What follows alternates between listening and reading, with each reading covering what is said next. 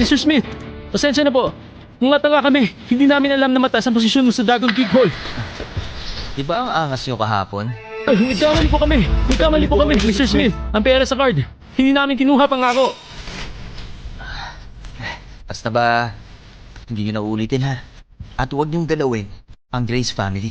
O hindi, alam niyo na mangyayari sa inyo. Huwag po kayong mag-alala. Magbabago na po kami. Hindi na po namin uulitin.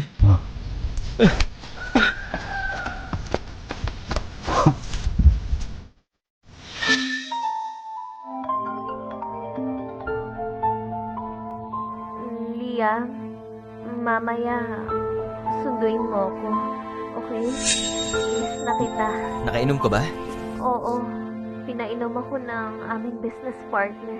Tama yung hinala ko. May masama siyang balak. Pero huwag kang mag-alala. Hindi ako lasing. Kaya na miss mo uminom.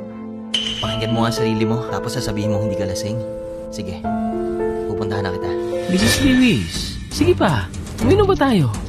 Gusto talaga namin makipag-partner sa Lewis Crew. Mr. King, hindi ko na talaga kayang uminom. Kung ganon, kalimutan mo na. Naalala ko lang, ang kontratang pipirman ko, Lewis Crew, ay hindi ko pa inasikaso. Pag-isipan ko na lang muna.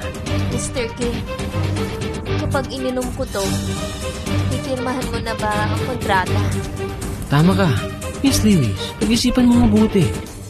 Ito ay isang 2 billion contract. Sapat ng pera na yun. Profits for 2 years. O sige, iinumin ko na. Nilagyan ko yan ng special na gamot. Kapag ininom mo yan, ngayong gabi, mapapasakin ka. Isabela, matagal na kitang gusto.